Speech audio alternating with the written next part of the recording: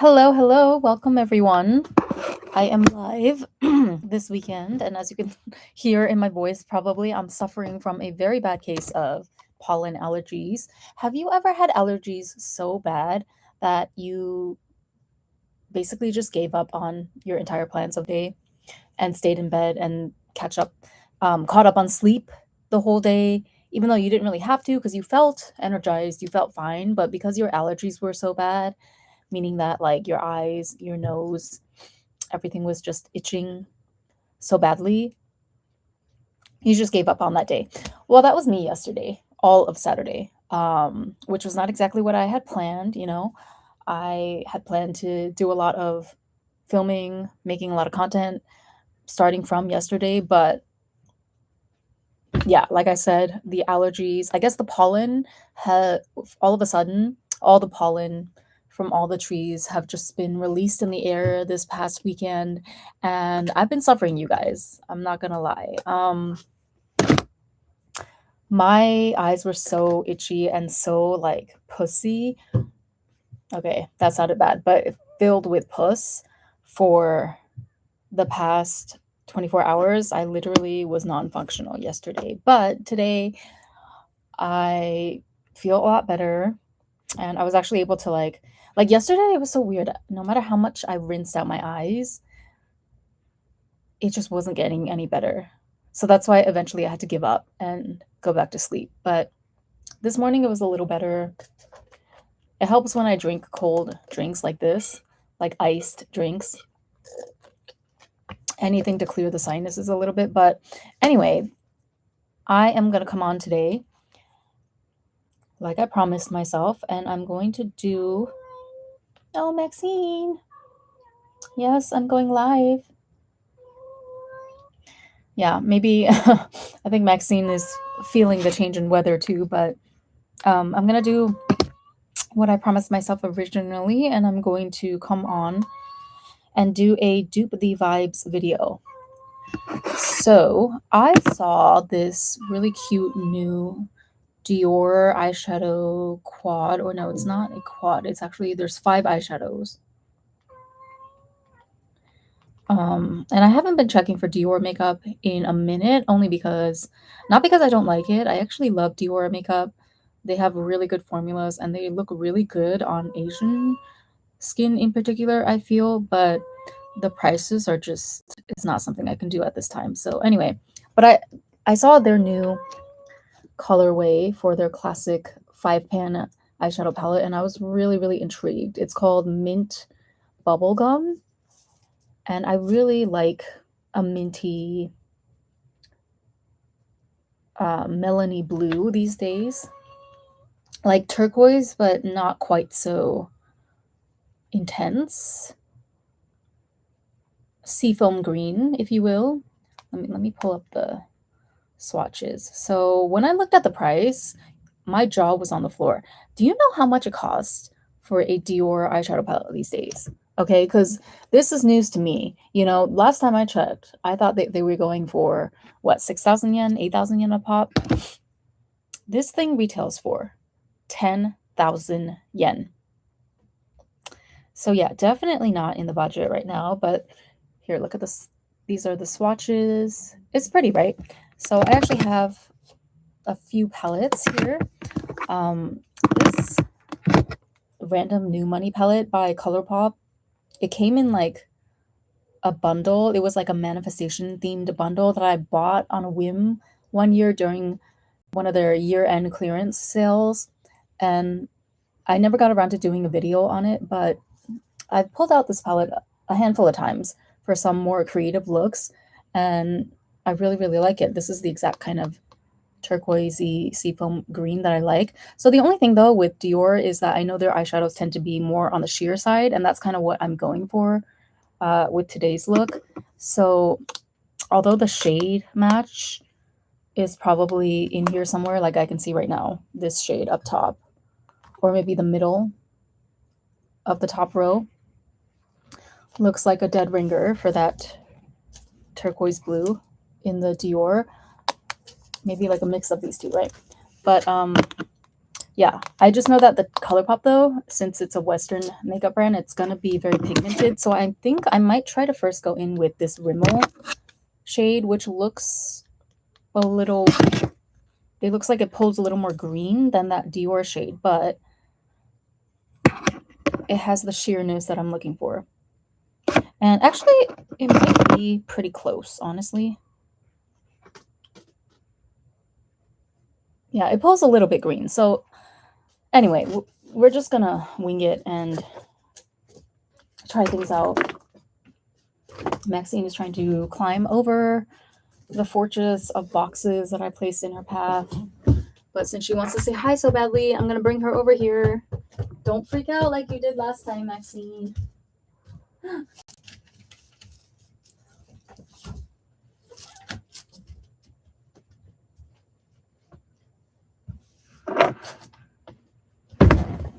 Hi, Maxine. Yeah. No, you said you wanted to come over here. We're gonna keep you in air jail. Okay, okay. No. Okay.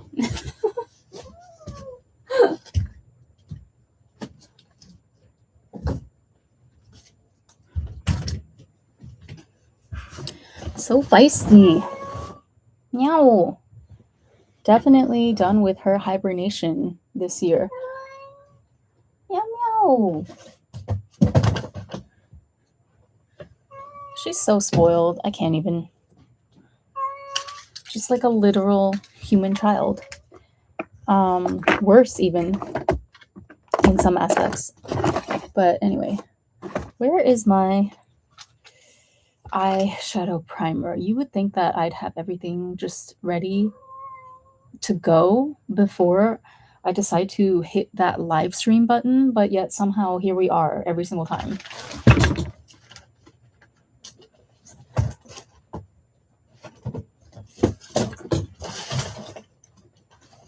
I don't know how I find myself without my primer or key parts of my routine every time.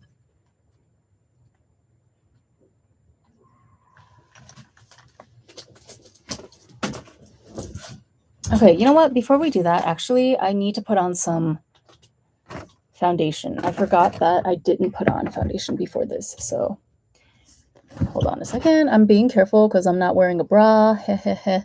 TMI, but it's really, really hot right now. And I can't deal. And I can't find my little pasties that I usually wear during the summer. So we're just going to err on the side of caution today. But I'm going in with the Florasis Flawless Jade Natural Radiance Longwear Cushion Foundation. And this kind of bothers me because the cushion doesn't snap in perfectly. Ah, there we go. Okay, perfect. So yeah, this foundation is actually really, really flawless once you have it on. See, now I can't find my puff because I like to use my big puff with it. Oh my goodness. Okay. Can't see anything.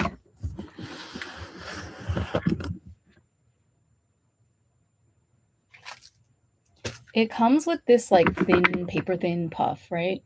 That you usually see in cushion foundations. And I will say this foundation, it took a while for it to grow on me because it is not the easiest to apply with this puff, at least.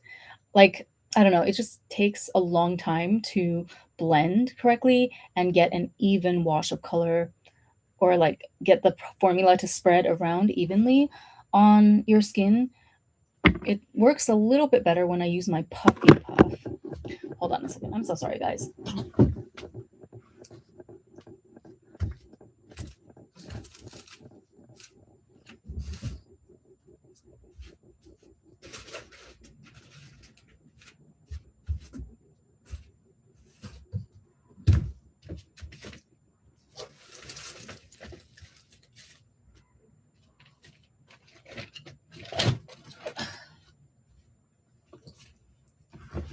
Okay, that's it. I definitely have to clean my apartment tonight. Or, yeah, have it ready before I start the workday tomorrow because Things are just getting a little too chaotic in here. But yeah, I'll use this like big cushion puff from Immortals, and I will pat that all over my face.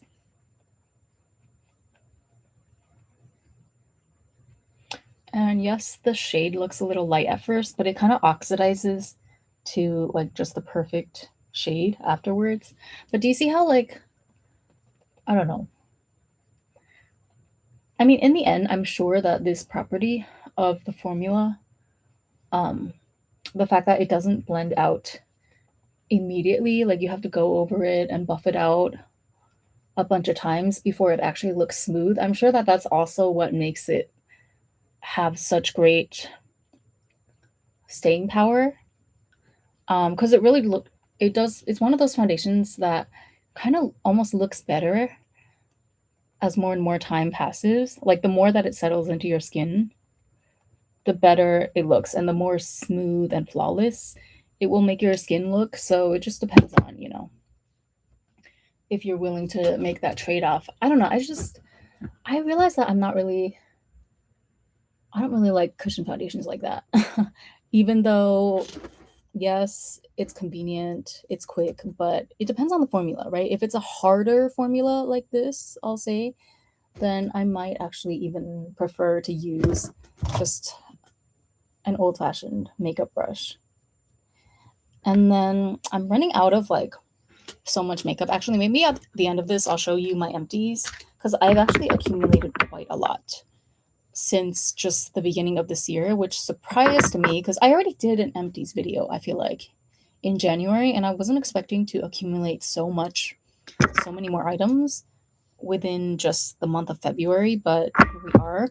So, case in point, I'm using my Tier concealer, which is already like drying out. The liquid part, it's been drying out, and I tried to kind of switch over to the stick part because this is the dual-ended concealer, but you know what I realized? I really, really don't like tugging or putting any sort of unnecessary, undue pressure onto my skin, especially delicate areas such as, the under eyes, but really low key, like my entire face and my entire body. Um, and I feel like that's a sign of high levels of self love, by the way.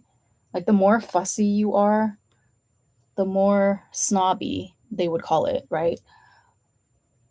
If they wanted to make you feel bad about prioritizing yourself. But no, the more fussy you are, the more particular you are about certain things, especially things like makeup and clothes and whatnot that go onto your body.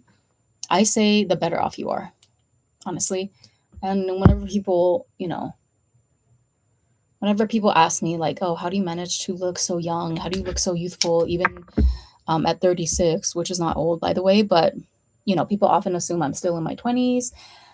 When they first look at me, they're like, how do you get your skin so smooth and how do you stay fit? All this stuff. And I'm like, honestly, it's a hard question to answer because the answer is not just one or two things, right? It's like, I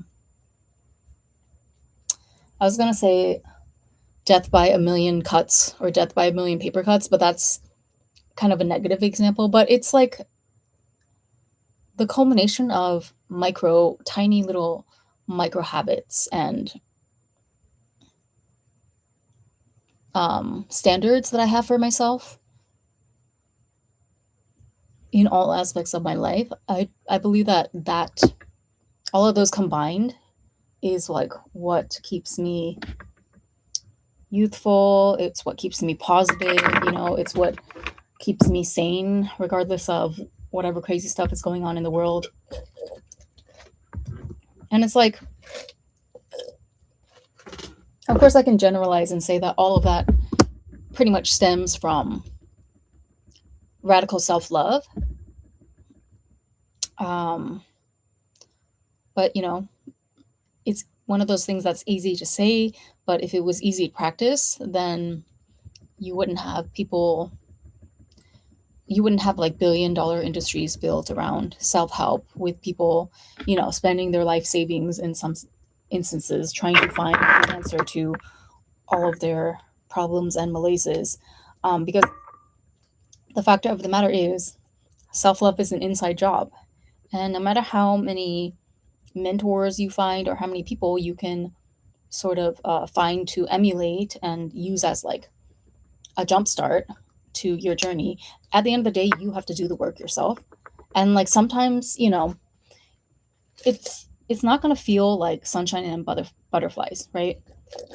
Because you expect putting yourself first. When you hear that phrase, you feel like, oh, okay, so putting myself first, loving myself, that should be like a very soft, like very flowery thing. Like you imagine yourself lying, running across a field in the sound of music, lying in a bed of roses or something. Like that's what people imagine, especially for women when you tell them to love yourself.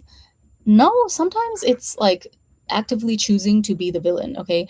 Actively choosing to do certain things that you know that other people are judging you for. You know that they're looking at you and judging you and like clicking their teeth and, ooh, who does she think she is? But you choose to do it anyway because that's how much you love yourself. You love yourself so much that you don't care what other people think, or if they label you as vain, if they think that you're being immature.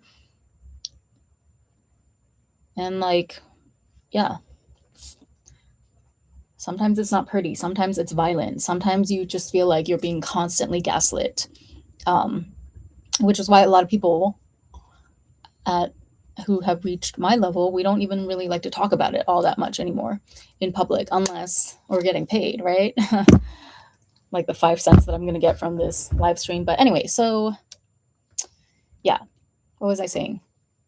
So this is that thing about the concealer. It's just one of many, many examples of the choices that I make every single day to put myself first and to preserve myself and treat myself, both my body and my physical mind, sorry, both my body and like my mental state with the utmost care and love. So I don't like, yeah, like I'm sure, the part in me, the conservationist or whatever part in me, um, that doesn't want to waste product, the part in me that wants to, use up what I have and not waste product, not contribute to overconsumerism, is always going to tell me in the back of my head, ooh, you should probably just use it, right? Or like find a way to use it that doesn't involve you having to drag it across your under eye skin.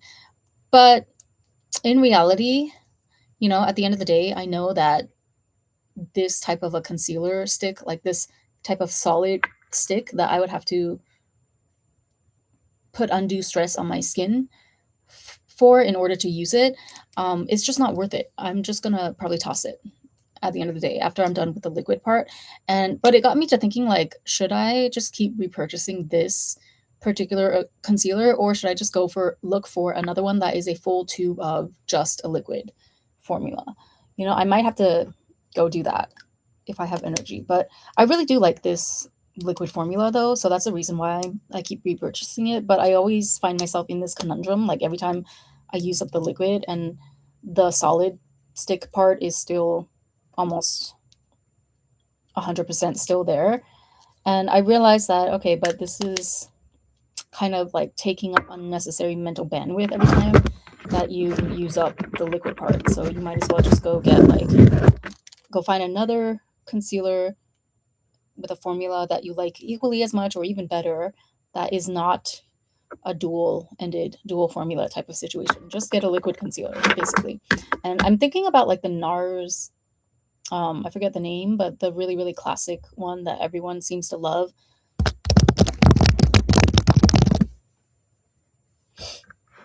NARS Soft Matte Concealer, is that it? Radiant, no, that one looks like it comes in a pot. NARS Radiant Creamy Concealer. Anyway, I might have to take myself over to a proper makeup counter the next time I find myself in a department store, is what I'm getting at. Yeah. Because this thing is not that much, doesn't cost that much less than department store anyway. This was like, what, 2,000 something yen? But if you look at the fact that I only really use half of the product every single time, I only use the liquid half, I might as well just like buy a department store concealer that costs twice as much, because at least I'll use the whole tube, right? Anyway, I can't believe that My eyeshadow primer is MIA. I literally only use one. I only have one. How is this even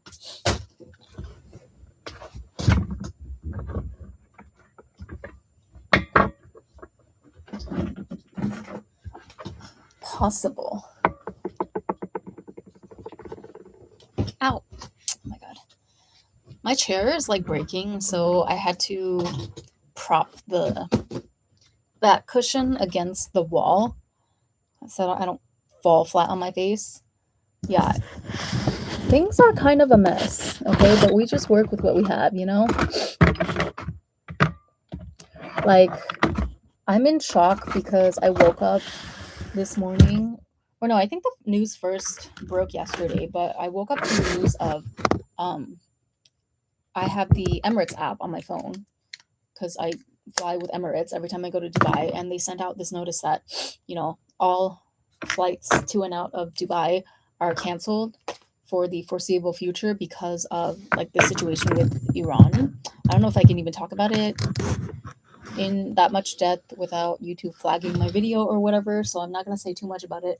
I mean, I don't know much about it, but I am kind of in disbelief because I've also been seeing like videos on social media of, I don't know if there were missiles or bombs directed at UAE in particular, but I think what happened is that debris, like there were definitely attempts from Iran to launch certain missiles and warcrafts essentially to that region, and there was some of the debris from some of those bombs or whatnot landed in Dubai, including Dubai International Airport. And I saw like videos of all the debris and the chaos that happened.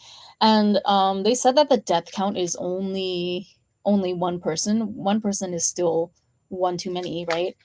And a couple more injured, but still, like, what the fuck is going on? And I was actually low key, high key, to think that I was contemplating visiting again sooner than later, depending on, if the gingerbread man wanted to really like commit to his new role of being my sugar daddy and flying me out. But it looks like that's not going to happen anymore. So, you know what? I know how to take a hint from the universe when it comes. So I'm just going to sit still.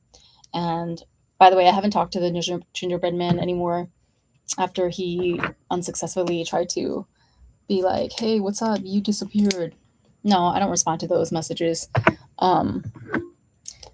Yeah. Approach me with the desire or expressing the interest to, help me out, or lead with something like, hey, seems like something's wrong. Can I help you? Or did I do something? Then we can talk, because then I'll just send you my PayPal link. But I don't respond to like, what are you doing? Or just idle messages, I'm going to call them, right? Just idle messages that are fishing for my time and attention from any man. It doesn't matter if you're gingerbread or Prince Charming or, whatever archetype you happen to be. I don't deal with people that are just in my inbox trying to waste my time and siphon my energy. Okay.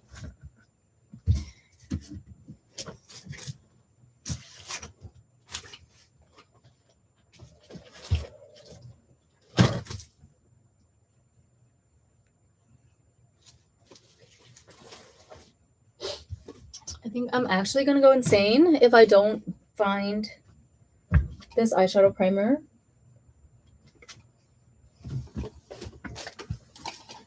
Or I might just have to use concealer. Wow. Unbelievable.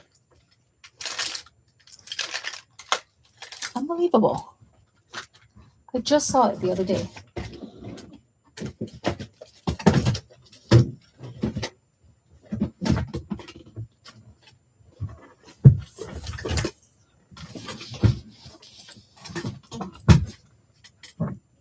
Okay. I need a bigger table, honestly. That is actually what the problem is. So I don't have a big enough table to to fit all my shit. Or like a vanity, but honestly, I don't want to get a vanity because that would just add like more. I'm just gonna use concealer to prime my eyes. A vanity would add more just clutter and furniture to my apartment that um if I ever had to flee Japan one day in the near future, I don't want to make it harder for myself than necessary. Because you gotta like arrange to have the city come pick up your larger pieces of trash, and it takes forever. Like the appointments are booked out at least a month in advance, so you have to wait at least a month. And if you want to pay a private company to do it, it usually costs a lot of money, and I just don't have time for that. Trash disposal is like a huge thing here in Japan. And like you could get on message boards or Facebook groups or something where you offer things for free to you can offer like your largest piece you can offer your larger pieces of furniture for free to people who are willing to come pick it up. But even that is hard to find, right? Because a lot of people in Japan don't have cars, or even if they do, they're like not in your area, and they're not necessarily looking for whatever random niche furniture piece that you're trying to get rid of. So the best bet is to just be as minimalist as you can from the start, honestly. I mean, unless you have unlimited budget, of course, then just go balls to the wall. Go buy your penthouse suite in Minato-ku and decorate it to your heart's content if you know that you're not going to have to worry about like the costs of relocating later. But I'm not in that position right now, so I'm just going to sit back and chill, mind my own business, right? Okay, so I want to go ahead and put some of this seafoam green color. Actually, I might, you know what? I'm going to put a little bit of this shade down first because I feel like this one just leans ever so slightly green. So I'm going to put the lightest shade that I possibly can and dust that over my lids because I really want more of like that blue turquoise leaning shade. So I'm tapping it off on a tissue, and we're just going to go very, very light. Okay, I have like a surplus of mirrors today, but I can't find my single eye primer. Interesting.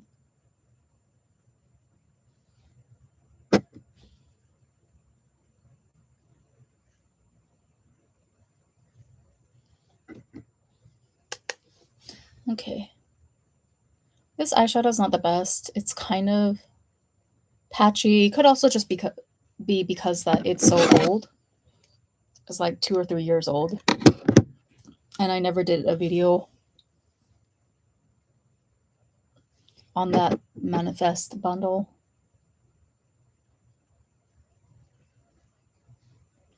But since I have this, and I don't have the extra 10,000 yen required to buy that Dior palette, and I wouldn't spend it on the Dior palette, honestly, even if I did have 1,000 yen, because I have more important things to spend my extra money on these days. If a sugar daddy or somebody wanted to buy it for me, that would be another story. Sure, I would welcome that, but I don't know. Even then, I might opt to just sell it because cash is king in 2026. What can I say? I'm not going to lie to you, I don't feel great about the state of the economy in the world right now.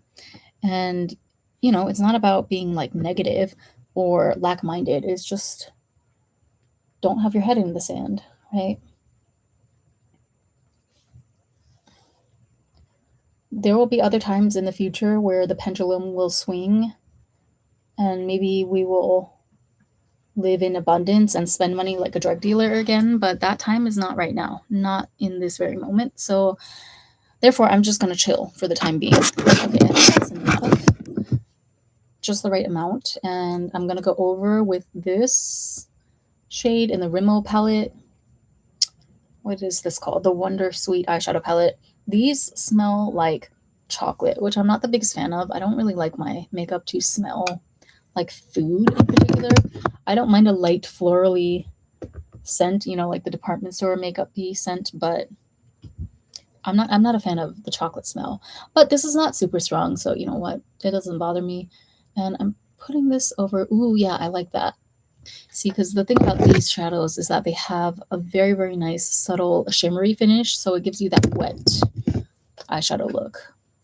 Whereas the ColourPop is just straight matte.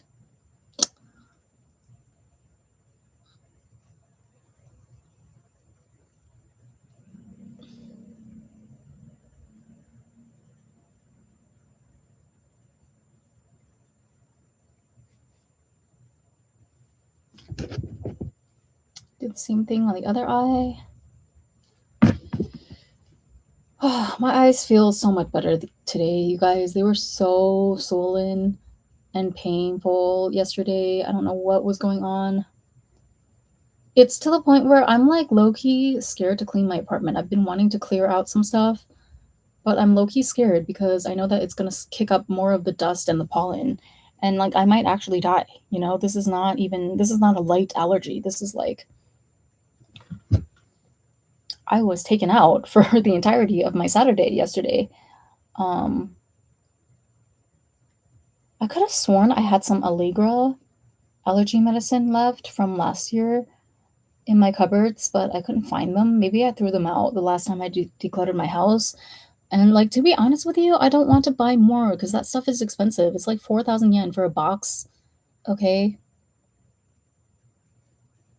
I guess I can afford it, but damn, can I just pay off my credit card debt first that I've been carrying since July of last year because I couldn't find a job for 7 months, which is not bad or anything. I don't think that's a bad amount of time at all. I know people that have been unemployed for over a year by now. It's really rough out here. And even if they are able to get jobs, like in Japan, actually, so this is the hiring season now, right? Because we are in March, and like typically companies start taking in new hires in April, because that's when the school year starts, or like by that time all the people who were seniors in university will have graduated. And I don't even know, like I have not been keeping up with the education system or anything in Japan, so I don't know if it changed in recent years, or but to me I feel like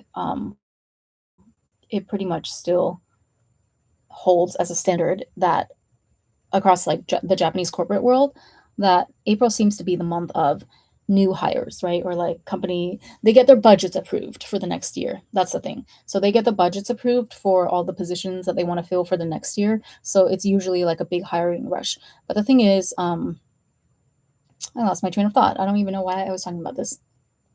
Oh yeah, like the thing is, even though there are still, I guess there's more opportunities than usual this time around or this time of year in Japan, the pay is still shit. The pay is like not livable in 80% of these job listings. So it's like, yeah, you can get a job. You can get a job if you just send out enough applications or position yourself strategically. But can you live off of that job?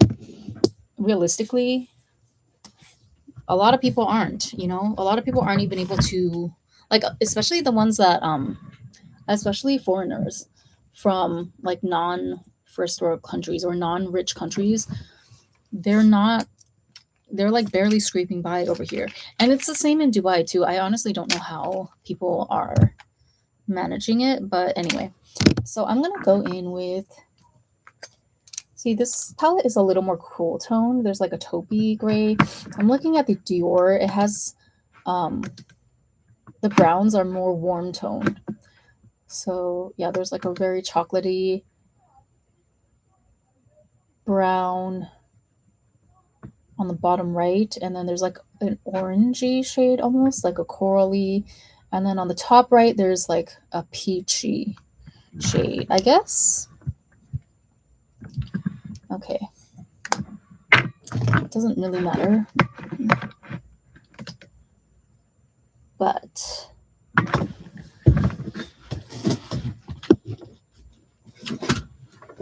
let me just try to go a little truer to the inspo palette and pick like a warmer, richer, more chocolatey brown. I'm looking at this palette from Odin's Eye, but this is still not like this brown here. This is still slightly cooler. Oh, I know. I'll go get my Grinch palette.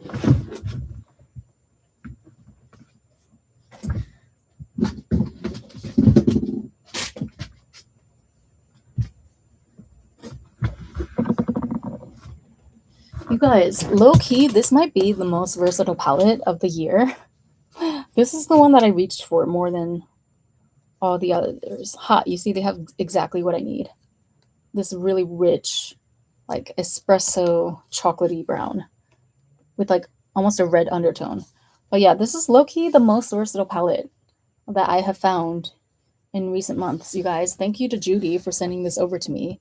Don't be fooled by the Grinch theme. You know, you look at this cover and you think, oh, it's just going to be green and colorful and not demure, but no, no, no. So many pinks, so many wearable colors. And I am kind of confused why they only put two greens and they're both shimmers. Like they couldn't have thrown at least one matte green in there, but it actually, I mean, it works out for me in other ways, right?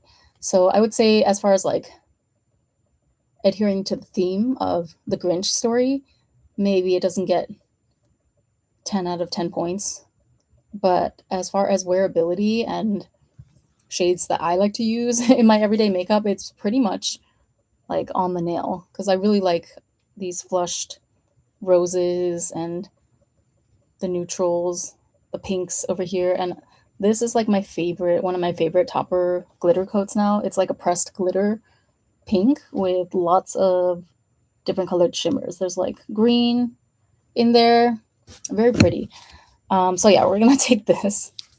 Sorry, I'm not trying to talk your ear off, but I just wanted to come on and chill today though. So we're just gonna take our time, okay? Makeup therapy. I have to go in with a very light hand because just one tap is like,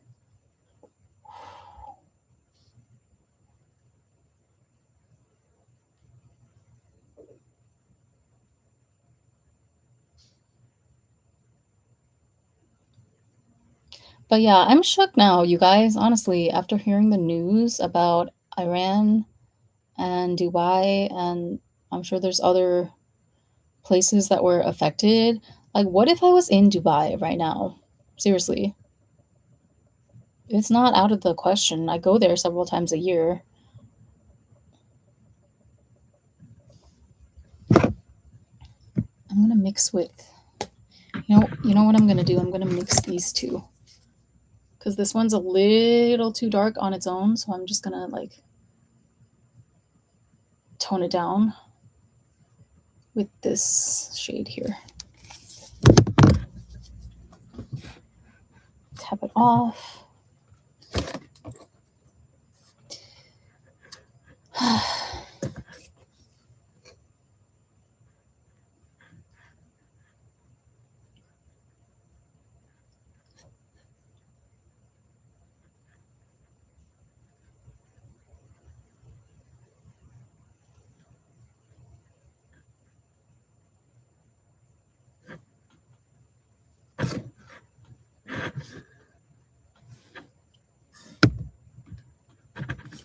That's cute. We are going to take our time blending, okay? Because that's the key with eyeshadow.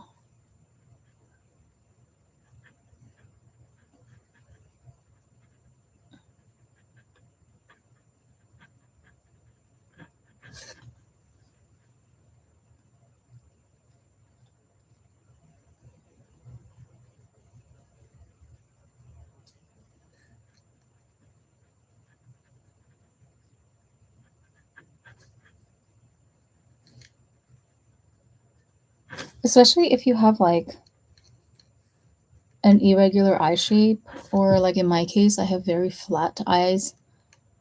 I have like tiny folds, but other than that, my eye basically operates as a monolid. pretty much. So for a monolid in particular, it doesn't mean that you can't try fancy styles or color combos or anything, but one thing that you might have to like, yeah, be extra careful and overcompensate a little bit is in the blending area because you have a very flat canvas. So it's not like you can't get away with not blending as much as maybe people with more defined eyes or like, just more sunken in or defined eyes, like they have more structure and creases, like dips and valleys around their actual eye. Um, those people tend to get away more with like less blended makeup because their eye bone structure speaks for itself in a way.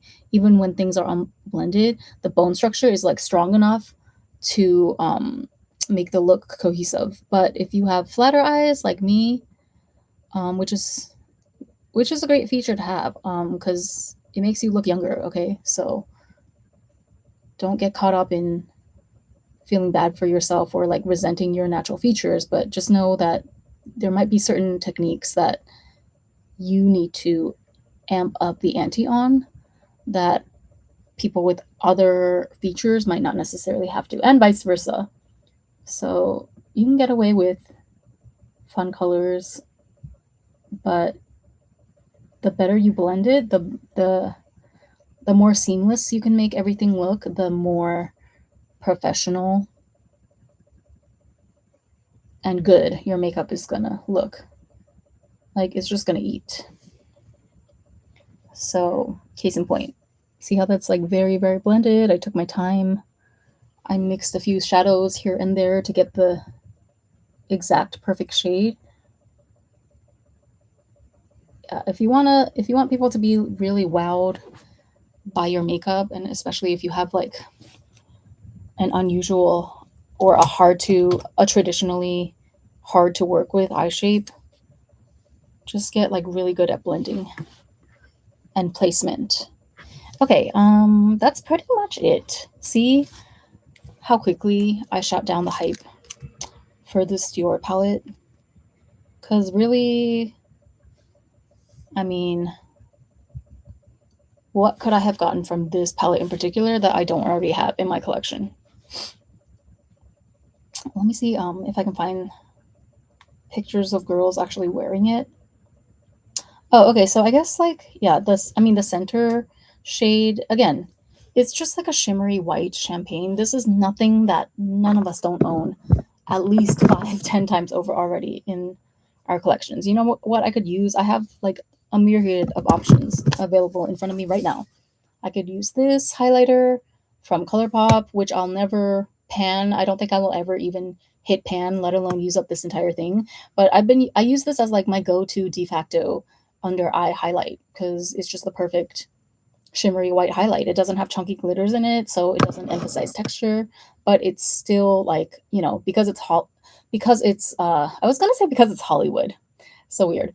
But because it's ColourPop and it's a Western brand, it will give like more of a shine, more of an impact than a lot of Asian brands. Or I could go with this one, this shimmery white.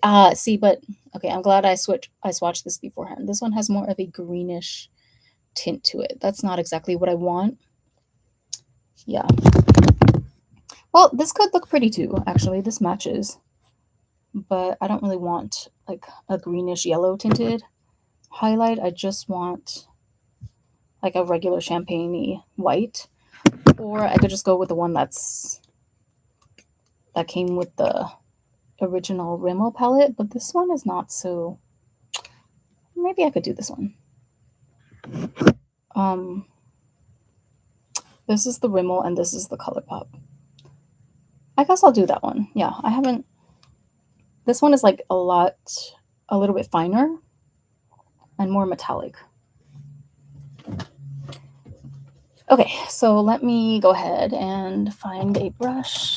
This brush is not clean, but I think I used it for a similar white glittery top coat before, so it should suffice.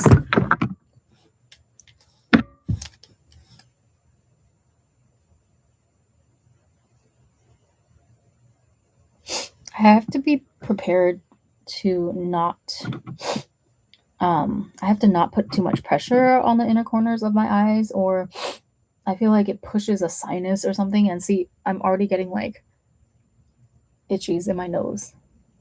I don't know, is this my imagination? When I push here, right, this is where my tear ducts are, it starts to get like inflamed and the allergies start acting up.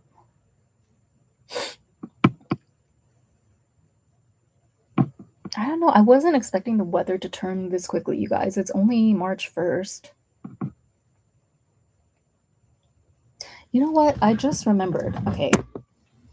I literally almost forgot. I got these two new um it's called stretchy highlighters from Focolor. So this one is a cheek blush color. I'm really excited to try this one out. This, you guys, I saw a TikTok of somebody using this. It's called Rosette's Light. It's like, I don't know how to describe it. It's a rose gold highlight and the texture is putty like. I saw someone using this on a reel on TikTok when I was doom scrolling in bed, like unable to function because of my allergies and my eyes were hurting so much. But that reel, this product got me out of bed when nothing else was able to succeed in doing that in the past 48 hours. I'm kind of ashamed to admit it, but listen, images of war, famine, you know, libel against Shira 7, none of that was able to get me to find the will to create content or do anything until I came across the swatch video that that girl made of this Focolor blush. Because it was that jarring to me. I was like, what? I have never seen any type of blush that looks remotely like that in a minute. And it's hard to find something or come across something that is completely different from what you've seen before. I feel like I've seen it all already when it comes to makeup, especially like Asian makeup brands. I don't know. I'm super spoiled because I live in Japan, right? So I have access to literally everything. I'm not really like Flower Nose, for example. I'm completely over Flower Nose as a brand. Ooh, it has like, it's giving Hermes on the inside of the packaging. Are they allowed to do that? Does Hermes have their orange trademarked, or is that just Tiffany's with their blue?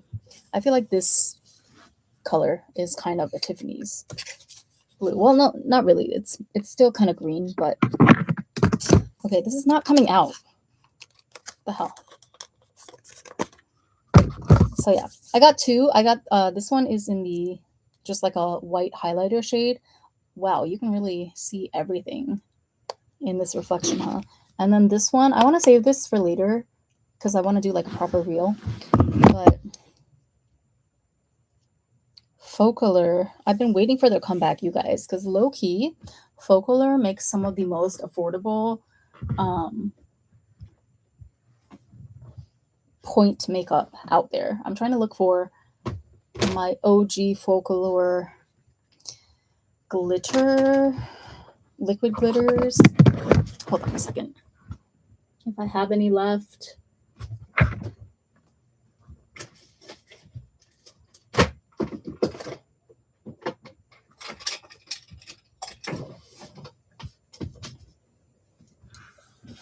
Back in the day, all I needed were these glitters from Focolor. This one in particular with the chunky sequins.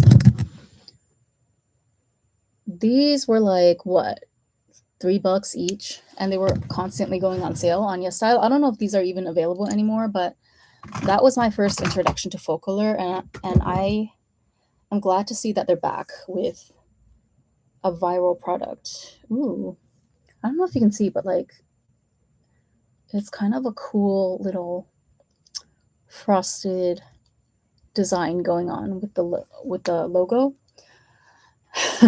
Wow. Okay, I was not prepared. So this is what the highlight looks like. Oh my god, I don't want to Okay, I'm gonna do a reel for the blush, so it's fine. I can F this one up, but I don't want to even ruin it because apparently it's very like squishy. Oh, okay, it's not that squishy. It's kind of hard. You have to press. Okay, I'm not gonna like purposely F it up, but do you see how my finger left a dent in there? And this thing is thick. It's like a cushioned dome. It's giving like one of those pin cushions. And the mirror doesn't work. It's not like a real mirror, so I'm gonna use, wait a minute. I should get a brush. I'm gonna take a clean brush.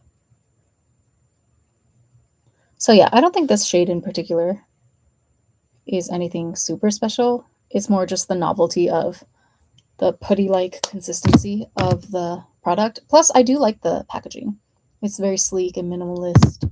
Yeah, I'm really over like the flower nose, maximalist packaging, and the fact that they just come out with the same, literally the same color stories over and over again. I'm over it. And I heard that they finally came out with some cushion foundations.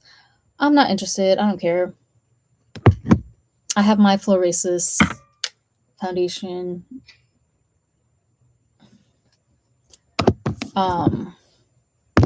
Or half the time these days, I just opt to go without foundation anyway, because the skin is skinning, okay? Why do I need foundation if my skin is already perfect, you know? Not my fault that my skin is perfect and doesn't need a whole category of makeup. That's not my problem. All right. See how that's like wet looking? Ooh, this might be my new obsession.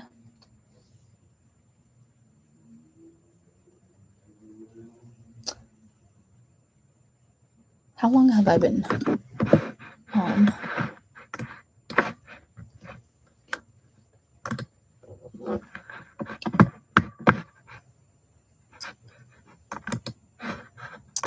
It's so weird. It doesn't say the time.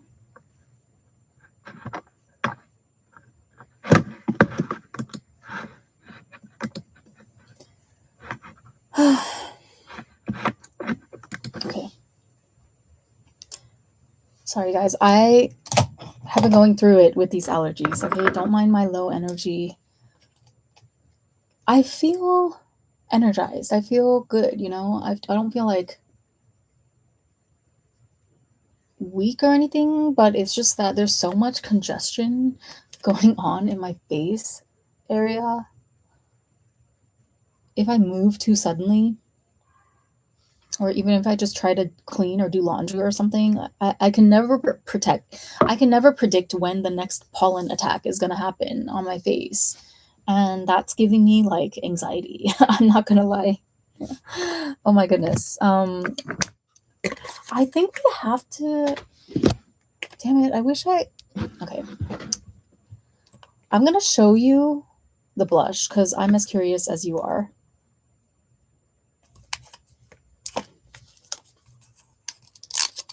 But I'm not going to swatch it, okay, because I want to take a proper 4K video of it in golden hour lighting.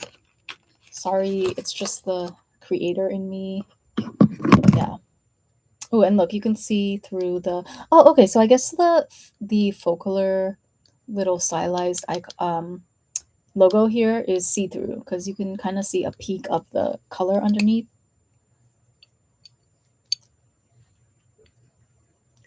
Look at this blush, you guys. I'm sure you're wondering, how does that even work? It looks like a pink leopard print or something, or it looks like lava splotches on the sand. You guys, when I tell you I shot out of bed when this came across my For You page, I was like, no way. You didn't actually manage to hook me in with a new makeup product because I'm so jaded at this point. I don't want anything at this point. Even Dior couldn't phase me, okay? Because I was like, oh, this new color combo, what's it called? Mint bubblegum. Okay, okay, it's cute. Let me recreate that right now with my 5,000 palettes that I already have that cost a fraction of the price. But something about this folklore product, like the packaging, the formula, the bounciness. Oh crap, I think I scratched part of it with my nail. It's just so intriguing to me. And I couldn't look away. And again, I love how sleek and simplistic it is. I don't need a lot of like hoopla in my makeup these days. As long as it works, I just need the formula to be superior, you know? Okay. Let me go ahead and do my tear bag.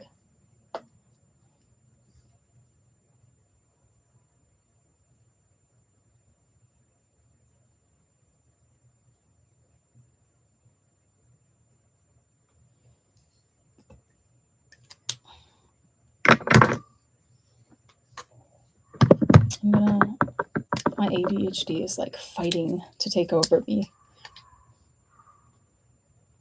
I usually don't go in any sort of order when I apply my makeup. I mean, I always do, of course, if I'm gonna wear foundation that day, I put on foundation first, then I put on my eyebrows, then I go do my eyes. But once it gets to like the tear bag step, I go back and forth. Like sometimes I'll apply my blush first, sometimes I'll try to contour my nose a little bit before I get to the eyeliner.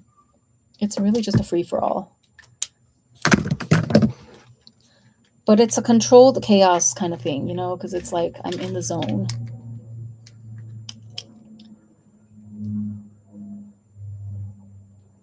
Ooh, look, I see some pan. You can't see it. It's super tiny, but it's there on this side.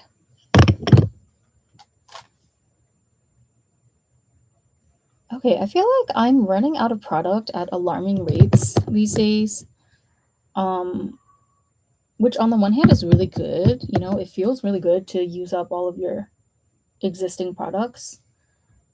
But then on the other hand, I'm like, hello, trying to pay off some credit card debt here, not trying to spend like $50 to $100 every time I run out of product to replace my basics. Because that's how much makeup costs these days, right? Even drugstore. But no, I feel like generally that's a good place that we all want to get to, or I at least want to get to this year regarding my makeup. Because I feel like I'm no longer even trying to use up products. It just springs up on me out of the blue when I'm usually least prepared. But that's better than the opposite scenario, right? Of experiencing FOMO for every new launch and like spending all of my disposable income on new palettes that I'm probably not gonna swatch or use more than a couple of times. Once the novelty wears off, it'll join the pile like the rest of my palettes.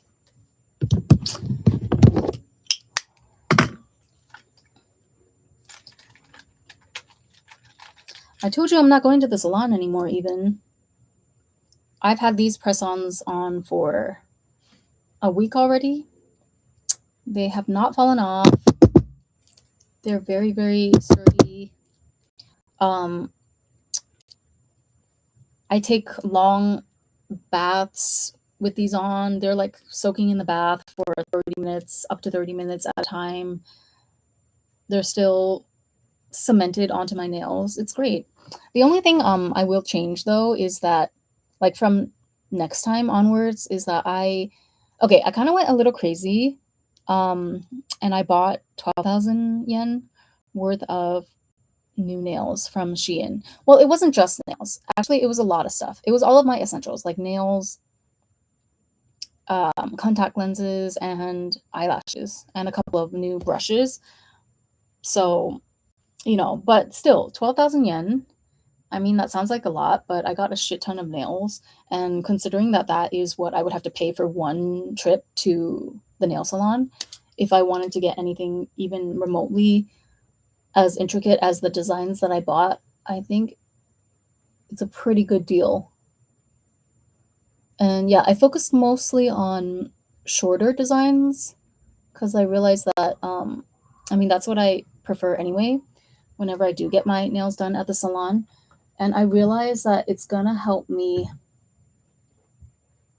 feel more motivated to continue doing my own nails. Because, like, these came out really good, actually. Um, and I I didn't have to do anything special. I literally just so these had those little sticky pads already pre-glued or pre-stuck onto the backs of them. All you had to do when you took them out of the box is to like unpeel the other side of the sticky pad and stick it on your nail. So what I did is I literally just like trimmed down a few of those to make sure that they matched the exact width of my finger, and like I filed down some of the rough edges. So I did quite a lot of prep actually before. Like I didn't just take them straight out the box and put them on my hands, but then I stuck them on with the sticky pad, which is actually surprisingly really strong and sturdy. But in order to add even more sturdiness, I would put in a few drops of like I would paint my nail with glue before putting it down, so it was double glued with like the liquid as well as the sticky pad. And then like from time to time, if I felt a certain nail getting a little bit loose, I would add like just one or two drops of glue to the underside of my nail. And you can tell like some of them actually, especially, oh yeah, okay, so this one on my right hand, you can see like it is a little bit, I can move it a little bit, right? Because the main thing holding it to my finger is a sticky pad. But it's not movable to the point where it would go flying off. It's just that the pad itself is, soft. So that's fine. But I realized it was kind of a hurdle for me to get over like the first 2 days. I think the first 3 days were the most difficult to shake off the urge to just like take all of these off, rip them off my hands, and be free. After the third day, I really got a lot more used to the sensation of having press ons on. And then I realized later that all I have to do is switch to shorter styles because these are quite long. You can see they protrude a lot more past my natural nail, and yeah, I feel like I have a few long styles that I bought just for like the next time that I'm in the mood, but normally I'm a short nail type of girl. So I realize that all I have to do is buy shorter press-ons, and then that way they're not going to feel like I have a good feeling that I'm going to have a better experience with the longer nails because I was able to make the long sorry, I have a good feeling that I'll have a much better, a more comfortable experience with the shorter nails because I was able to eventually make the long ones work and they feel fine to me now. I don't feel like I'm crawling out of my skin the way I did the first 2 or 3 days, but it's going to be even better with the shorter styles because then I won't even have to worry at all about the cognitive dissonance of, you know, something that is not my real nail sticking out like so much further than I'm used to. Um, but yeah, all things considered though, these had a good run. I really wanted to stick it out and leave them on for at least 2 weeks, but then I realized that the whole point of me switching to press-ons and at-home nails is so that I can change them up on a whim when I feel like it and not have to feel guilty about spending extra money or even just, all of us have been there when we've gotten a set that we're not 100% satisfied with at the salon, but we just have to kind of stick with it and wait it out the 3 or 4 weeks until we can go get our nails done again. Yeah, no more of that for me, okay? There is no need to suffer like that in this life, I've realized, especially when it comes to something as frivolous as nails. Um, oh, speaking of nails, I picked up the most darling. Okay, I'm gonna stop talking because like I'm messing up my eyeliner as I speak. I'm going to let me finish this liner and I'll finish my thought later.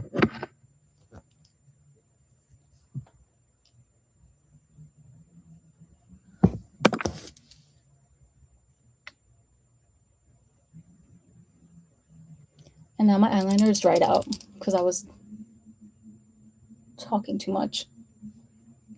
Okay, you know what? Whatever. Okay, so I got these nails for White Day. They're like chocolate themed and they reminded me of Dubai chocolate, which is kind of like what my eyes are right now, too. Let me go grab them, actually.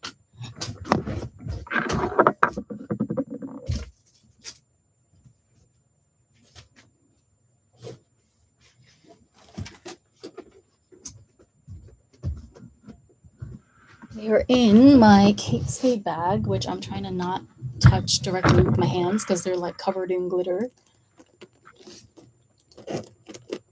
As she gingerly reaches inside. So yeah. I went a little crazy with nails, okay? This is my new Roman Empire. Press on nails. Because when you go from like having to have, the discipline of waiting it out 3 to 4 weeks every time before you go to your next salon visit and then agonizing over like the tens of hundreds of nail designs that you want to try out, but you can only pick one because you know that you're going to be stuck with that one for 3 weeks. When you go from that to like infinite possibilities, and I can literally switch out to a different nail design every single week, every day if I wanted to. I'm not going to do it every day because I don't have time or patience for that. But like every week I could switch it out. Or if I have a certain design that I want to match to a certain outfit, I'm free to do that now as well.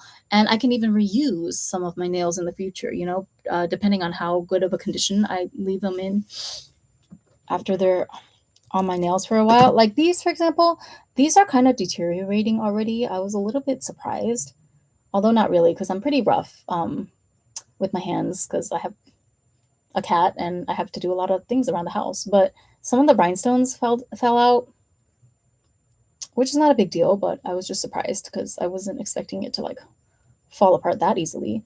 But look, three of the rhinestones on this side are already gone. But still, the nail itself is intact. So technically, I could reuse these if I wanted to.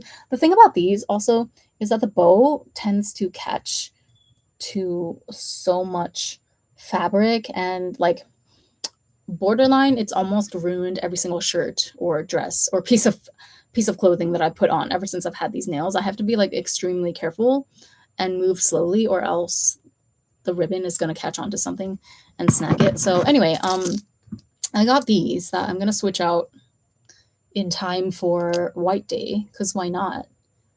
It's the Dubai chocolate of it all and it matches my eyes.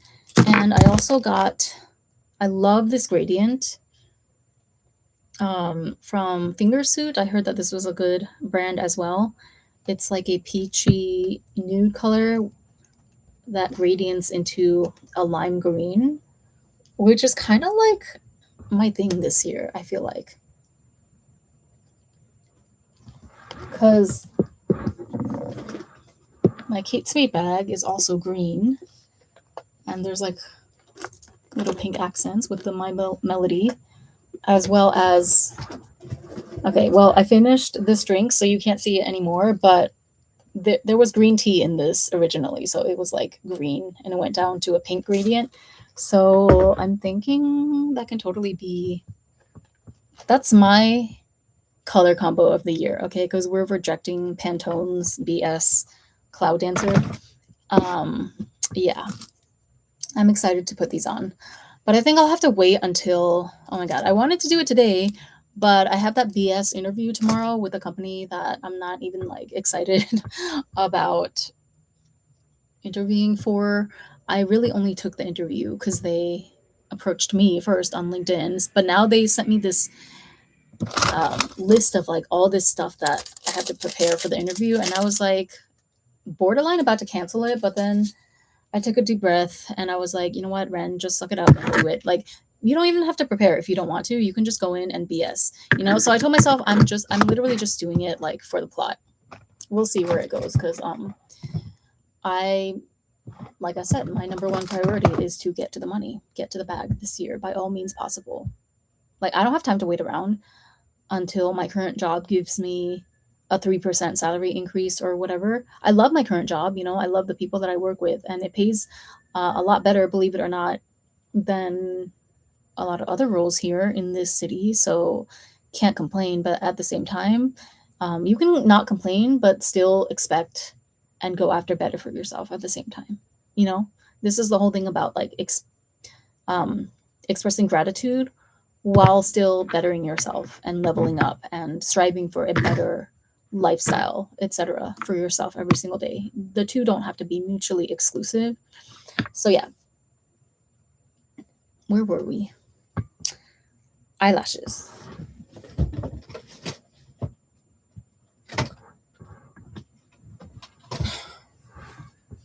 My favorite lashes at the moment. I ordered another book with my latest Shein order. Shein and ColourPop and basically just all of my older, you know, my pre-existing palettes and makeup are really carrying my entire look this year. And they're doing quite a fine job, I must say. I'm just gonna put on my blush actually before I. Oh, should I do it after? Or no, I'm just gonna do it now.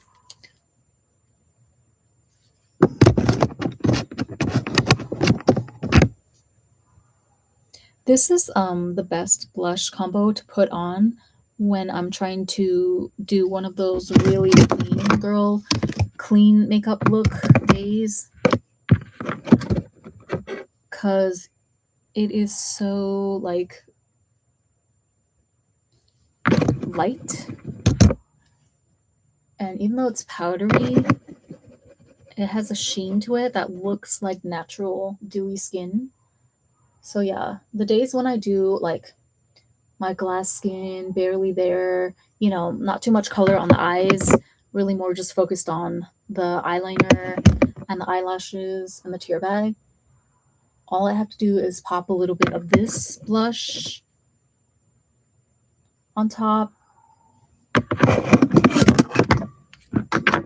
and with a dash of the purple highlight, of course, as well. Pop on a clear gloss and I'm good to go. Yeah, I feel like it's all about the natural look in Asia. Um, Not quite the same as clean girl. Clean girl, I feel like is more just white girl basic, but in Asia, it's more like I don't know. It looks like, how do I describe the ideal makeup look? Like what's considered the most attractive here is something that it looks like you're pumped full of something, right? People look at you, they're like, okay, did she get some Botox or some hyaluronic acid shots or something? Because like the skin is a little overly glowy. It's like glass skin on steroids, right? You know, people do their little 8-step skincare routine, so the skin is like super glowy, super dewy. Plus, they shave their hair. I still need to do that. I just am too lazy. But if you shave all the hair on your face, that helps your skincare sink in better, and it just looks like, you know, basically your face looks like a baby's face, right? When you shave your hair and your mustache and everything. So all that's left there is for your super moisturized, pampered skin to shine through. And then if you avoid harsh colors, then that helps to keep up the illusion that you just woke up like this. You didn't actually put any makeup on. But in reality, it takes a lot of like very pointed, oh my god, oh my god. Something's in my eye. I feel like a speck of something flew into my eye.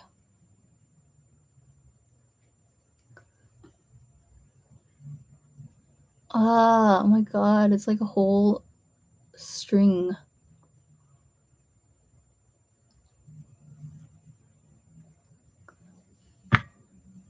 Are you kidding me? Okay. Took the whole thing out.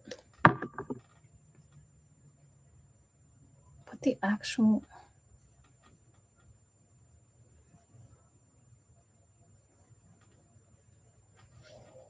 Are you serious? There's like a whole white string stuck on my contact. Okay, I'm just gonna get a new contact. I'm not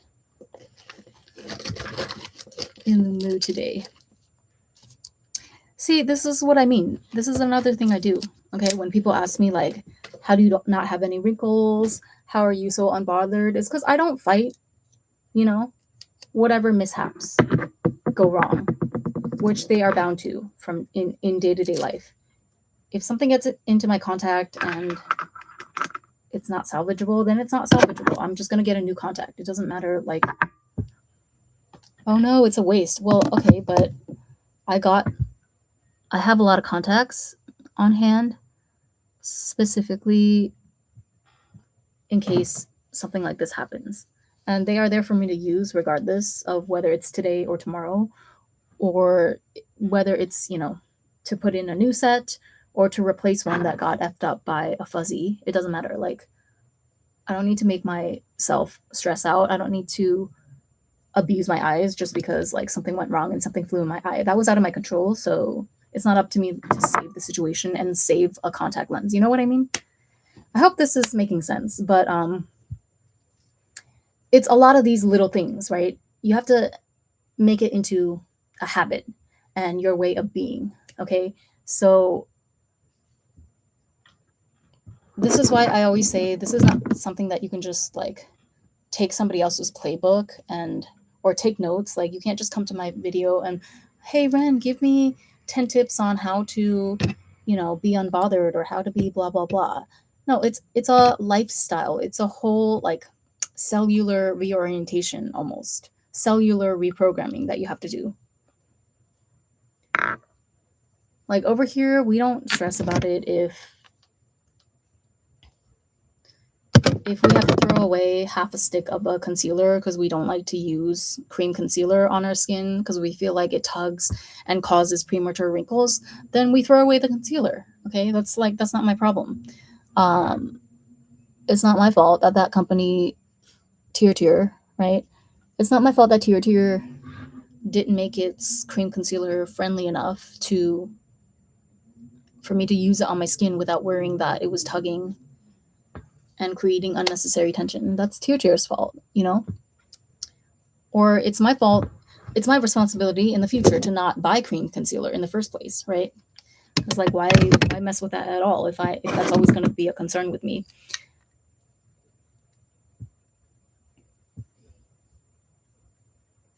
And like, I low-key would feel the same way about eyeshadow too, to be honest with you. If I had, this is like the irony of having, eyes that were not deemed like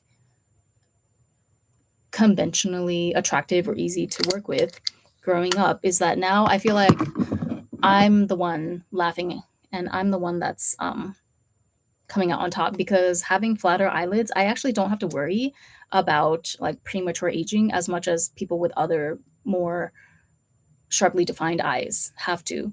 Because for me, it's like, okay, yeah, maybe they might droop or whatever. So we'll deal with that when the time comes. Like, I'm not opposed to getting a lift or whatever as age causes it to droop, but I don't think that's going to be for a long time. So anyway, when I apply colorful eyeshadow or when I'm blending and stuff, I don't really have to worry that much because like I have a flat surface. So it's not really, it's kind of resilient against, forming wrinkles and stuff. But if I had a more you could say Western eye, or a more, what's the word I'm looking for? More defined eye. I was going to say sunken in. Well, some people's eyes are sunken in, depending on what your features are. But yeah, if my eye was more defined, or if I had like a really, really strong crease or something, then I would have to worry about that kind of stuff. Like every time I blend my eyeshadow or I find myself doing the windshield wiper motion too much, I'd be like, ooh, but what am I doing to my eyes in the long run? What am I doing to the skin around my eyelids? Like that would be another extra thing I'd have to worry about if my eyes were more like Western looking or whatever. But I don't have to worry about it because I have these amazing smooth monolids that are resilient. Like that doesn't mean I'm gonna abuse them for no reason, but I just don't have to worry as much about them aging prematurely. So I forgot that I put down this glue already, and I'm trying to hurry now to attach. Wah!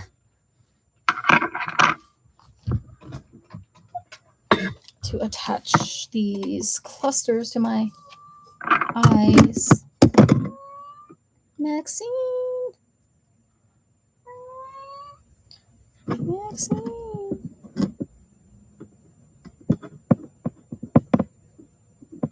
Uh-oh, the glue is kind of dry. Hold on a second.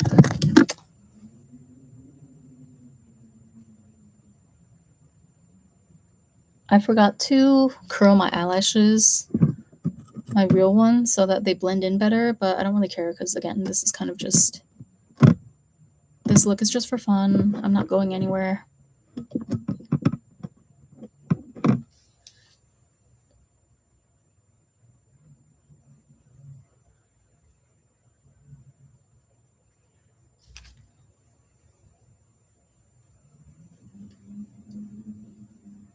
I hope that everyone I know in Dubai is doing fine.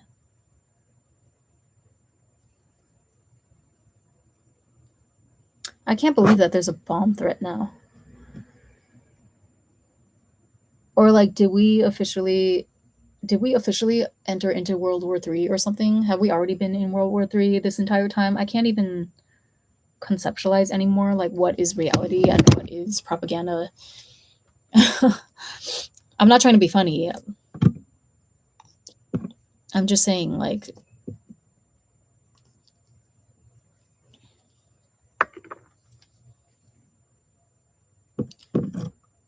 no, none of this stuff really does affect me in real life. So, like I try not to consume too much news cuz if it's something that I can't do anything about, then there's like no use in me worrying about it on an individual level. But then at the same time, it's like I don't want to just put my head in the sand. Obviously, I want to be aware of what's going on in the world around me and aware of like in the worst case scenario, I need to know what my contingency plans are. Um, but it's just really heavy. Most people are out here we're just trying to go to work and go about our daily lives. We're just civilians.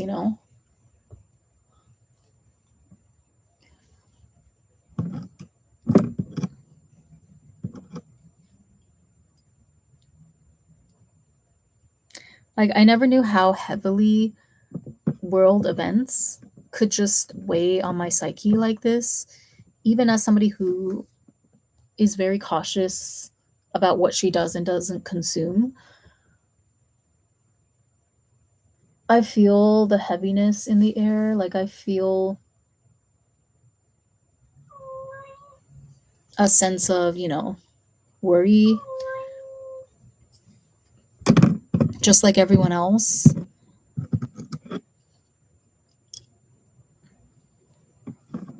And I feel like there's limited things that I could do, honestly. It's not a good feeling, but the first step is to get up every day and put yourself together and at least try to get your own life on track. So that's what I'm doing today.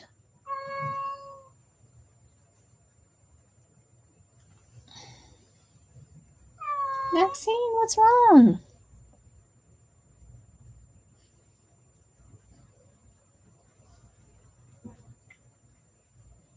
Maxine wants to join the conversation. Okay, I feel like these are uneven, but we're just gonna wait for it to dry. It will all come together once they dry, and we can put on some more eyeliner to hide the glue.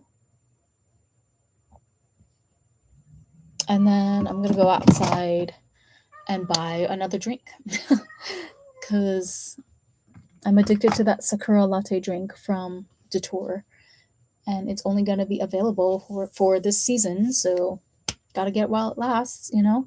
What should I do for lips? I have been trying to use up this lipstick actually from Flower Nose. I've had this forever. I feel like, what collection was this even from? I don't even remember.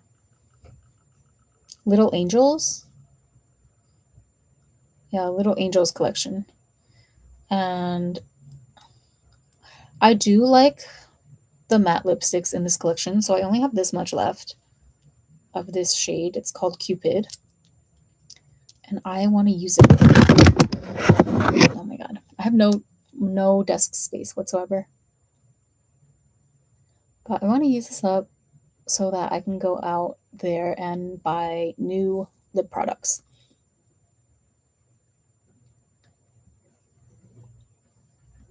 Because I'm sick of using Flower Nose. My god. Give me something new. Okay, I don't like this shade. I don't think it matches. It's very coral. No.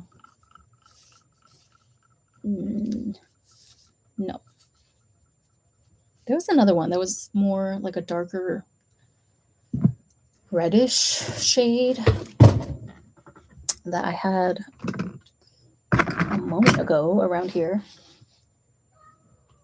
Maxine! Can you guys hear her? Maxine!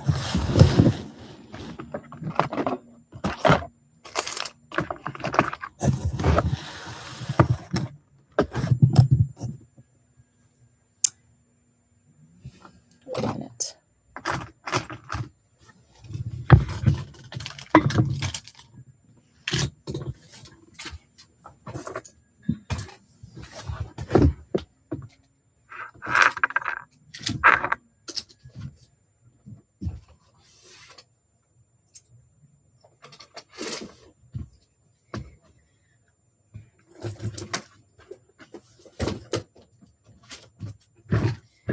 You know what I feel like doing?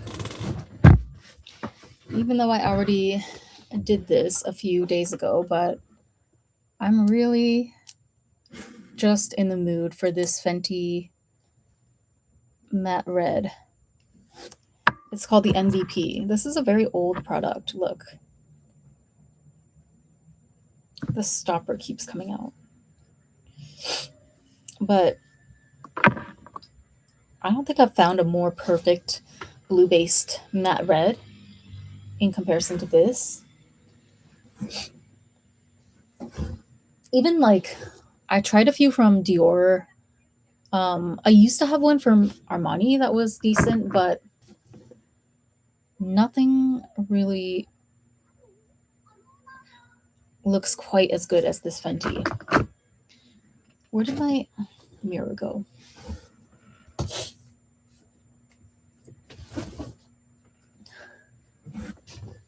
I swear to God.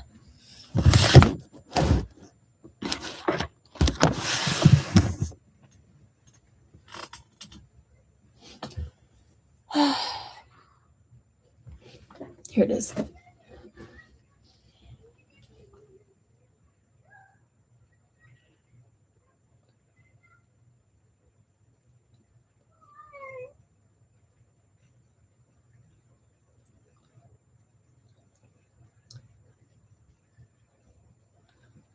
Yeah, I've never found something quite so pigmented and just velvet looking as this formula by Fenty. This is like the one thing that I use consistently from Fenty.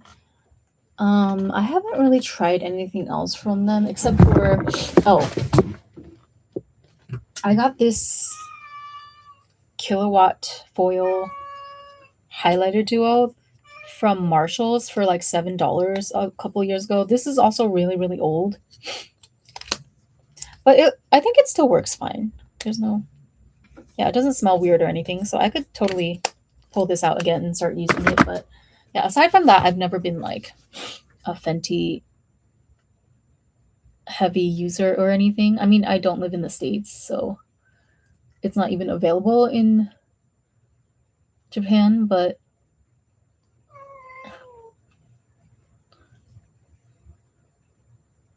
I mean, I could pick up some every time I go over to the UAE, right? Because they have Sephora over there, but I'm never really compelled. Trying to think, like, as far as Western makeup brands, the only ones that, honestly, ColourPop is the only one that's really standing strong with me. Maybe just because I have a lot of their older palettes. And, they basically, true to their name, they've come up with like every single shade that I could ever want under the sun. So it's very convenient, it's very reliable.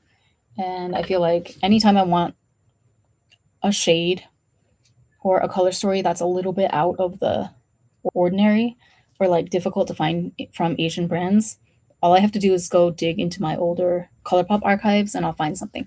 Or I also have a lot of older Odensai palettes, but Odensai as a brand, I'm not really into anymore, to be honest. Like, I don't feel the urge to ever buy any of their new releases. Um,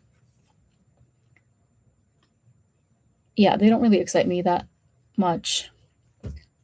I am excited for Pat McGrath to come back, though. I was excited to hear that she found an investor or something to help breathe some new life into her brand, it seems. So I'm hoping, you know what I really want?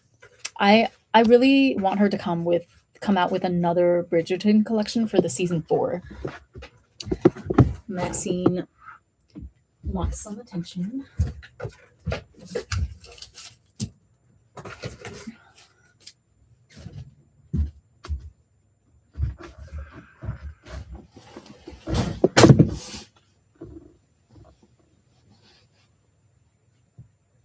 What you doing?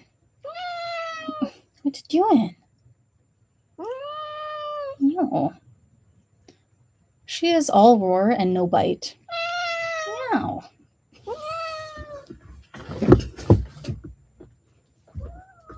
Meow.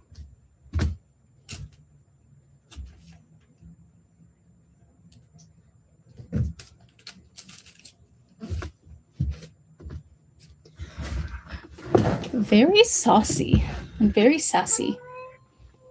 I think she just doesn't like it when I talk for too much on my computer. I can't figure out if it's just because she doesn't like my voice or she doesn't like the fact that I'm talking to someone that's not her. I have a feeling it's the second scenario because, I talk to her all the time when I'm just like chilling at home by myself. I talk to her all the time. And she secretly loves it because she'll yell and whine and complain when I pick her up, but then she follows me everywhere anyway. And she's always like brushing up against my leg when I'm trying to brush my teeth and stuff. So she enjoys being talked to for sure. I guess she just doesn't like it when I'm talking and it's not directed towards her, which is valid, I would probably have the same reaction if I was a cat. Because, like, what purpose is my owner there to serve anyway, other than to be my own personal court gesture? Oh my god, I have to sneeze.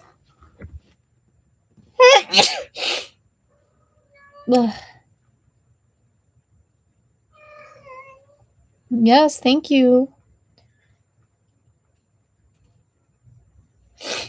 Okay. That's pretty cute. My left eye is like watering like nobody's business now. Hold on, I gotta put in a few eye drops.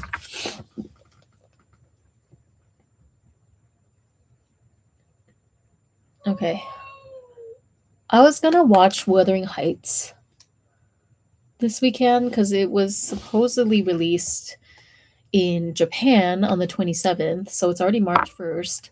And while I'm not particularly excited about this rendition of Wuthering Heights, I do like the visual direction that they took with the costumes and everything. So I wanted to go, if only just to see the fashion.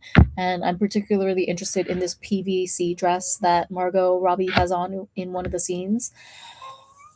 I'm not, yeah, like, I'm not a Wuthering Heights purist or anything. Like, I know what the story's about. I think I vaguely remember reading it in English lit in high school. So I know the story, and I know that, like, there's a lot of people that are upset with um, the fanfic styleness of the new rendition by Emerald Fennel. Is that her name?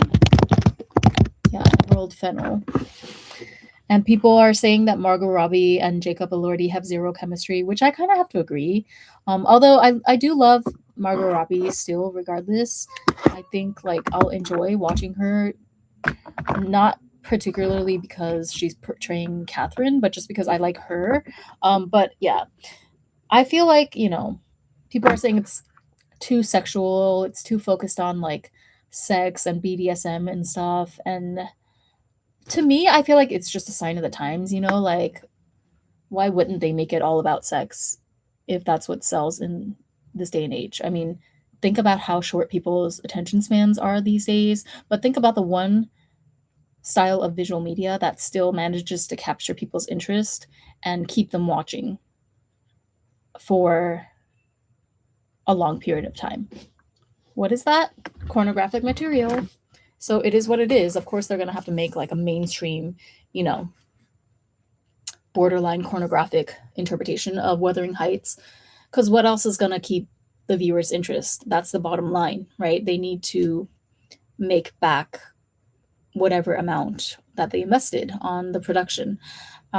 So I don't really mind, and I'm not surprised about that aspect. I just don't really like what I've heard about the opening scene, which is okay, so like spoilers for those of you who haven't seen it. If you want to see it, you can skip ahead. But basically, and again, I haven't seen the movie either. This is just what I've heard from other people's recounts.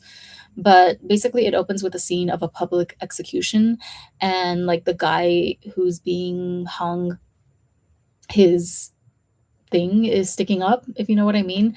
And I guess I don't know if he's aroused or it's just a natural reaction that's happening during the unaliving.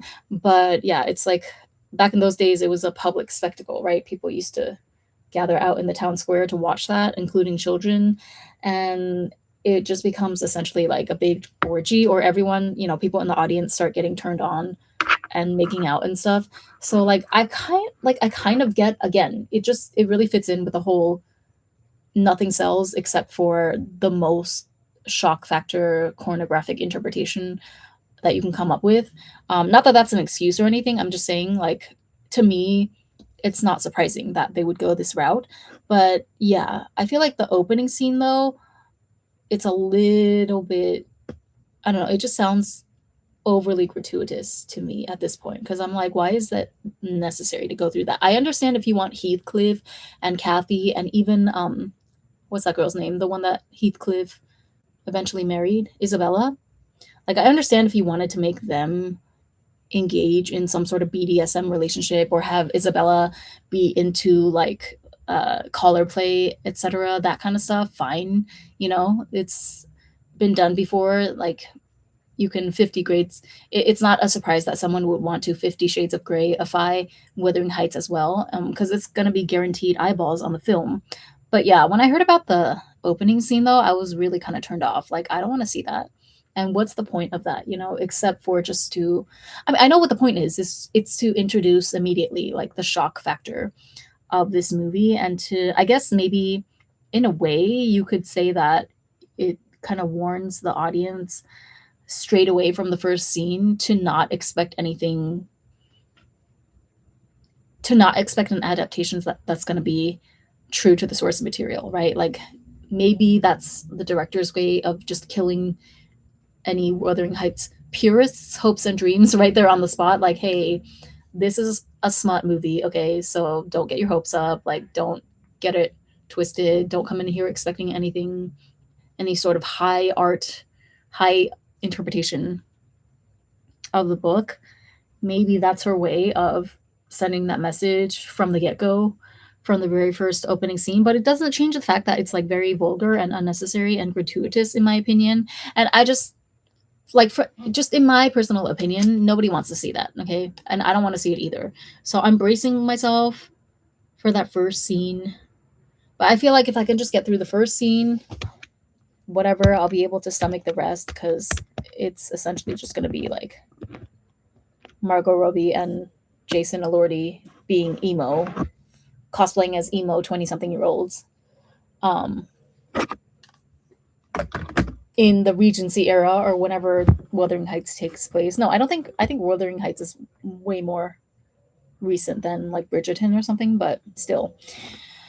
It's a period drama at the end of the day, right? Like a gothic period dark romance. So I was gonna do that this weekend, but then it seems like this movie is nowhere to be found in theaters near me. Although the official Japan release date was February 27th, so let me check again just to see. What do they have? They have the newest Doraemon movie. They have In Hyphen Walk the Line Summer Edition. So In Hyphen is a musical group, I guess, like J-pop or K-pop. They have My Neighbor Totoro, so I guess they play the classics sometimes. They have Requiem, which stars that guy, I'm forgetting his name, from SMAP. Kimura Tak. Yeah. They have Ben the Monkey. Oh no, it's called Primate. Okay, so it's like a horror film with a murderous monkey. Not interested in that. They have Crime 101. I don't know what that is. Looks like another action thriller thing. There's Bugonia, which is like another weird, creepy sci-fi thriller thing starring Emma Stone, which I'm not interested in. I don't see Wuthering Heights. Zootopia still, although I already watched that, so I'm not going to go see that again. Although I did love Zootopia too. I thought it was even better than the first one in some respects. And then they have Kokuho, which, as you know, was nominated for an Oscar for the makeup. But I'm not watching that because it's like depressing. Yeah. If you've ever watched Farewell My Concubine, I think that was like a Hong Kong film from the 90s. It's a pretty similar plot to Kokuho. And they're both depressing as hell. I'm sure they're both masterpieces, but I don't want to see it. Like, I don't need to actively go looking for more material to make me more depressed and messed up than I already am, you know? Not that I'm depressed or anything, but like my mental state is quite fragile these days. It's a mixture of a lot of things, including just the state of the world right now. And I need to really, be careful what I consume, whether it's food or media that puts me in a certain negative headspace. If I can avoid it, then I should just not even go there. So yeah. But that's why I wanted to watch Wuthering Heights, because it's so like out there, and even though people hate it for good reason, it's still a very much escapist type of film. So even though the story itself is like kind of depressing and the two main protagonists are insufferable, it's still, it's not trying to be like relatable or anything. It's just an epic twisted love story. But yeah, I'm sure if I went outside of my neighborhood, like a few stations down, I could find a theater that's playing it, but I'm not that dedicated. Okay. I will just clean my house. And I might come on later to talk about something else. Oh, I need to talk about Melania if you guys are still interested in that. I feel like no one's interested though, because I put up a poll and it was pretty, it wasn't like 50-50, but I think it was like 40-60. 40% of people are not interested. 60% said yes. So I was like, okay, you know what? There's not really anything to talk about, anyways, with the Melania film because she really didn't give us anything. I was more gonna break down like her psychology and I guess like her tactics as one of the OG, gold digger types, um, trophy girlfriends, if you will. And I think Melania is smart, and I think like basically I could tell, um, even just the way that she did her documentary, it's an exercise of her own free will and her own boundaries as a woman. And whether you like it or not, you have to respect it, which is what I like about her, you know?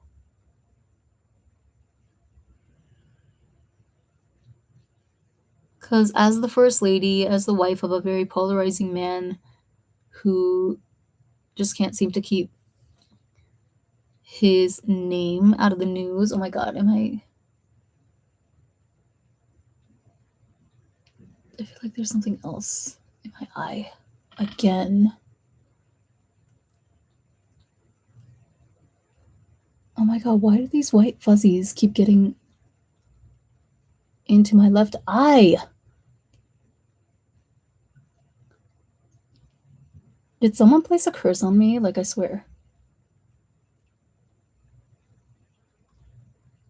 Okay, no, we're taking this out again.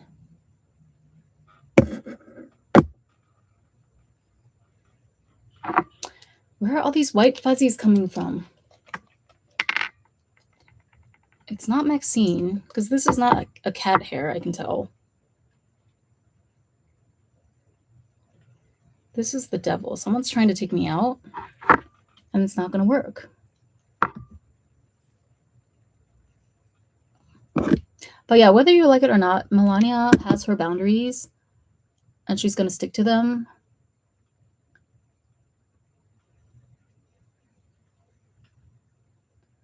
And I like that about her. I like that she doesn't acquiesce to everyone's demands of her. Because if she did that, then she would lose herself, and she would lose control, whatever little autonomy she has over her own life, which she already um, was not willing to give up because she never planned to be the wife of a president. I think they said that she cried the first time that she found out that Trump was elected to presidency. So, but at the end of the day, she stepped into her role dutifully.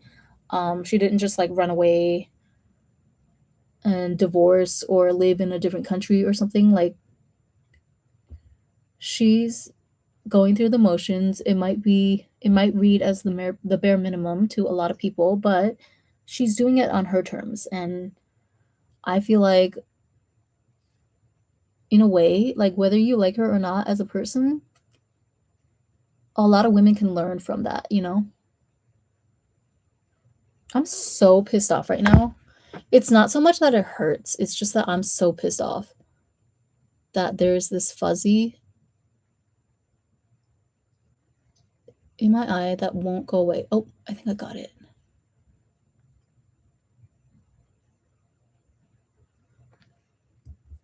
When things just irrationally piss you off, it induces this road rage response in you. Like getting my hair caught in my lip gloss induces a similar type of response to me. Okay, the fuzzy is gone though. Oh my God. Nearly poked my eye out with my freaking long ass press ons.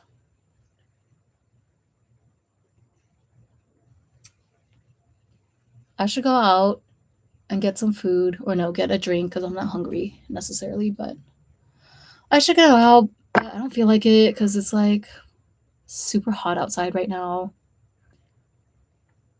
But I need to get in my 10,000 steps. But maybe I want to wait until the sun goes down because I forgot my sun umbrella at the office last week. So I don't have a sun umbrella or a parasol. And I'm not trying to like get some damage. So I'll just continue being the vampire that I am. And I think I'm gonna order some drinks from Uber Eats and I'll go. What do I want to do today? Sunday afternoon. I'll go film my reel on this bouncy blush, stretchy blush, excuse me. It's like a highlighter and a blush all in one. Look at how thick it is. It's like a cushion. And I want to put these nails on, but what do you guys think? Should I do that today or wait until after my interview tomorrow? Because I have a Zoom interview tomorrow, so it's not like they're going to see my hands all that much. Um, and it's not like my nails right now are that much more demure, but I don't know. I feel like at least it's one color. So if I touch my face or something during the interview, it looks a little better, right? Because it's just like gray. Okay. But if I'm waving these Dubai chocolate minty nails around, these would be a lot more ostentatious than the ones I have on now, right? I don't know. At the end of the day, I don't freaking care. I'm not trying to impress them. They got to impress me, okay? What are we talking about in terms of compensation? Because that's really the only thing that I'm going to be looking at going forward. Okay, you know what I'm trying to do? So I found out the fees for the lowest tier entry in the Tokyo American Club. Because usually they don't put their membership fees on their website publicly. You have to email them and have a talk with them about it. But like, I didn't want to do that and then have it be awkward when, it came out when I realized that I couldn't afford it and then have to work my way out of the conversation. Not that I'm ashamed or anything, but I just didn't want to go through all that hassle. So I came across this LinkedIn post actually a few days ago where somebody listed out the membership fees. So I quickly took a screen grab because now this is great. I don't have to email them anymore. So basically, a short term membership up to 3 years is the entrance fee is 1.5 million Japanese yen. I'm just going to convert like 100 yen to $1. So think of it as like $15,000, right? With monthly dues.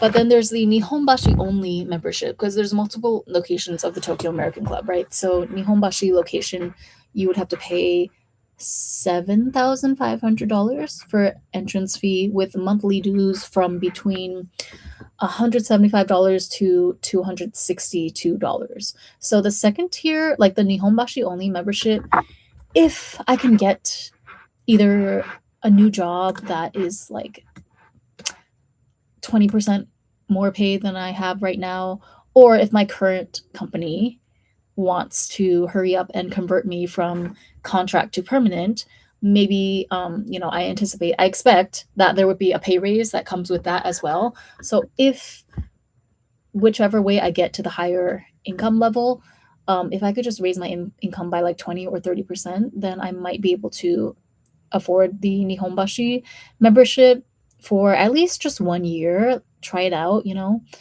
because a lot of wealthy people are part of the Tokyo American Club membership. And that would give me access to all their facilities, all their events. Like they have pools, exercise facilities.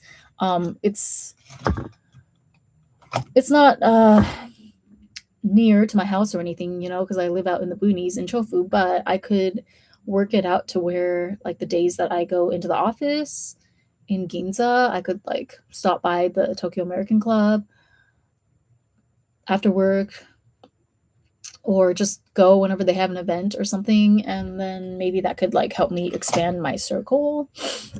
Cause yeah, we're not trying to stay in the same place over here. So anyway, I'll let you know. I'll keep you updated, and I might come on again later tonight to live stream about something else if I think about a topic. But oh my god, these allergies are killing me. I can't even. Bye. I'll talk to you later.